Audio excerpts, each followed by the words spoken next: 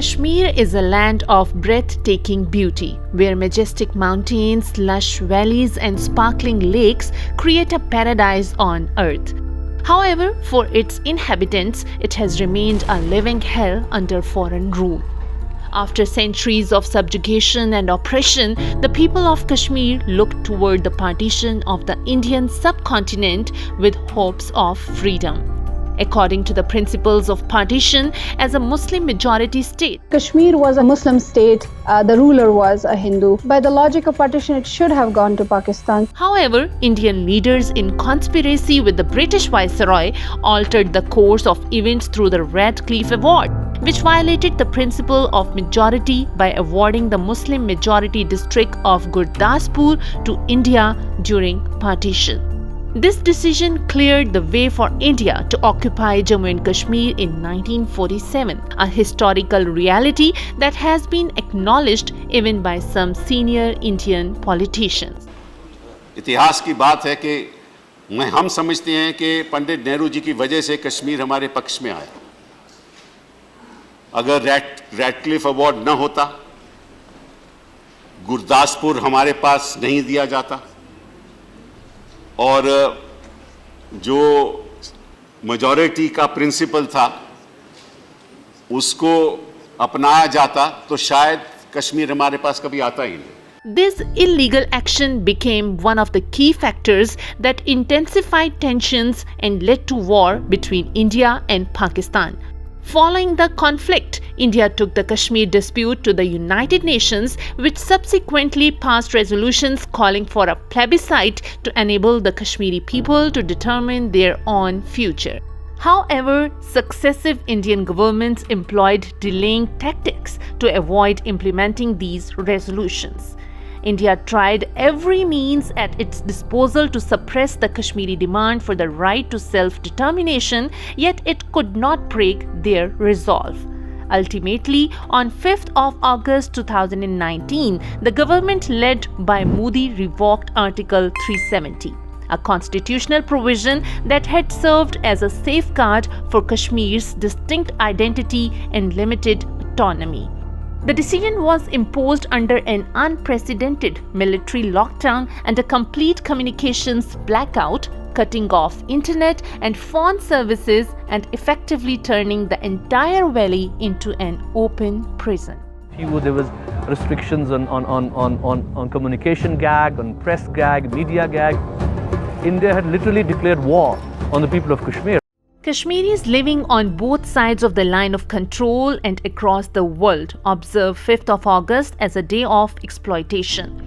Even some Indian politicians and former defense officials have argued that this move was aimed at further consolidating India's control over the disputed territory and advancing its Hindutva agenda. My assessment is that a certain element of savagery by the government in mutilating the state of Jammu and Kashmir, possibly because it's a Muslim majority state, possibly also because the center wants to ram down its own beliefs and value system. For Kashmiris, this was not just a legal change. It was, in their view, a state-sponsored attempt to alter the demographic character of the region and weaken their identity. The idea is that they would want to change the demography here in Jammu and Kashmir and create pressure on the society so that at some point of time, if the society doesn't give up, they would completely transform the demography of this place so that Kashmiri Muslims who are demanding freedom from India would come in a minority. Following the abrogation of Article 370 and contrary to the Indian government's claims of normalcy, the Kashmir Valley has remained under extensive restrictions for last 7 years. The local media has faced significant curbs and journalists have been detained under stringent anti-terror legislations. Cordon and search operations by Indian forces have intensified across the valley. Kashmiris continue to face serious human rights violations, including arbitrary arrests, torture, extrajudicial killings, and sexual violence against women. Homes and properties have also been attached, confiscated, and demolished as a form of collective punishment.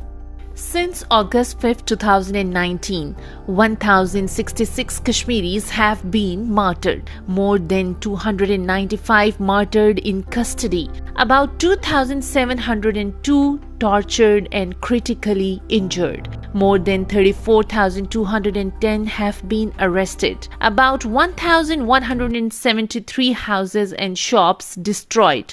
About 84 women widowed. More than 234 children have been orphaned, while about 150 women molested. Kashmiris have been subjected to arbitrary dismissal from government employment, particularly in the education sector, while educational institutions frequently remained closed.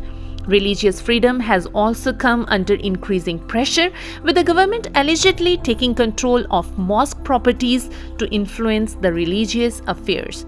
Furthermore, madrasas affiliated with the Awqaf system are often portrayed as centers of extremism and associated with banned organizations, leading to the stigmatization of Islamic education. The social, economic, and religious freedoms of the Kashmiri people, especially the youth, have been systematically undermined through various means. Future that Kashmiri young people and children see for themselves, I think that is a very grim and very dark future. The abrogation of Article 370 has only deepened the sufferings of the Kashmiri people and further exacerbated the challenges they face. The international community should take steps to help protect Kashmiris from these atrocities and pressurize the Indian government to ensure that the people of Kashmir can exercise their right to self-determination.